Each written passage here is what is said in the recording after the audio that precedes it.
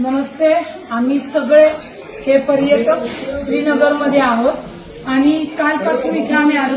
काल जो काही हल्ला झाला त्याच्यामध्ये आम्ही पुण्यातले 12 जण आहोत. हे नाशिकचे आहेत आणि ही फॅमिली अहमदाबादची आहेत. असे अनेक जवळजवळ 60 ते 65% पर्यटक इथं अडकलेले आहेत.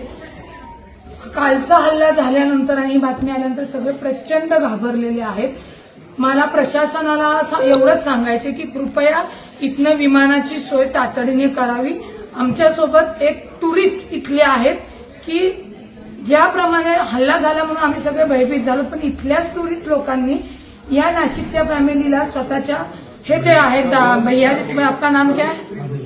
आदिर भैया म्हणून आहेत. हे यांचे ड्रायव्हर आहेत इथले पर्यटन टुरिस्ट पर्सन.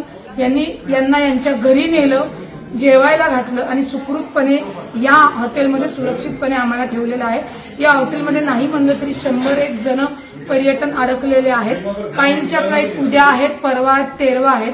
परंतु आजच ही सगळी मंडळी इथनं सुखरूपपणे विमानतळावरून स्वतःच्या घरी गेली पाहिजेत. कारण का किती जरी सांगितलं की मिलिटरी रस्त्यावर आलेली आहे तरी कोणीही फिरण्यासाठी आता इथं तयार नाहीयेत. आणि हे जे काही टुरिस्ट ऍक्टिव्हिटी आहेत यांनी जी काही मदत केली यांना ती शब्दात सांगू शकत नाही. कारण का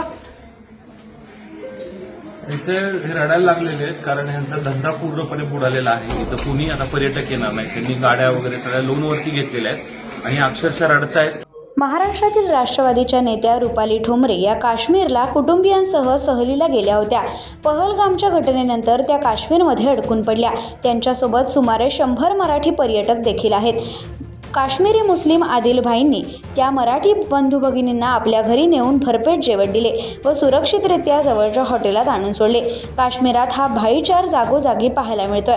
हिंदू संकटात असताना मुस्लिम मदतीला धावून येत आहेत. पर्यटन बंद झाले तर काश्मीरी मुस्लिम बांधवांची उपासमार होईल या विचाराने हिंदू दुःखी होत आहेत. हा हल्ला धर्मावरचा नाही तर माणुसकीवरचा होय. आता यांच्यापुढे बेरोजगारीचं खूप मोठं संकट आलेलं आहे. इथून पुढे यांना कुठलाही व्यवसाय मिळणार नाही आणि यांच्यावर खूप मोठी बेरोजगारी येणार आहे. ज्यांनी कोणी हा हल्ला केला असेल तर अत्यंत दुर्दैवी आणि अत्यंत निंदनीय. आप भी बोलिए, क्या बोलना है आप? ये जो भी हुआ बिल्कुल अनफॉर्चुनेट एक्ट है, होना नहीं चाहिए था.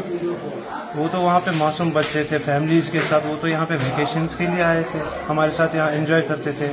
अपना भी घर चल रहा था, वो भी एंजॉय कर रहे थे.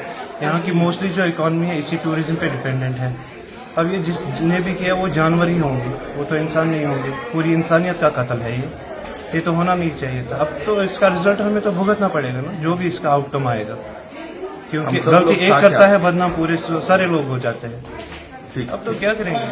आमचं महाराष्ट्र सरकारला, कर्नाटक सरकार असेल, सगळ्या स्टेटला लोकांना विनंती आहे गव्हर्नमेंटला की तातडीने विमानांची एक्स्ट्रा विमानं अवेलेबल करून आम्हा सगळ्यांना इथनं सुरक्षितपणे आपल्या आपल्या राज्यात घेऊन जावे आणि लवकरात लवकर ती हे करावी. मी महाराष्ट्राचे उपमुख्यमंत्री अजितदादा, केंद्रीय मंत्री मुरली यांना यांच्याशी संपर्क करून इथे जेवढे पर्यटक आहेत त्यांच्याशी बोलून आजच्याच त्यांना हलवण्या माझ्या फॅमिलीसह ही सर्व पर्यटन ही माझी महाराष्ट्राची फॅमिली इथनं हलवण्याचा प्रयत्न करतोय. कृपया आम्हाला जास्तीची विमानं इथे तुम्ही उपलब्ध करून द्यावी एवढीच विनंती आहे. सगळी लहान मुलं आहेत आणि ही कळकळीची विनंती आहे. तातडीने आपण ही सोय करावी. टाइम्स डिजिटलला लाईक करा, शेअर करा, सबस्क्राईब करा आणि बेल आयकॉन दाबायला विसरू नका. Times digital.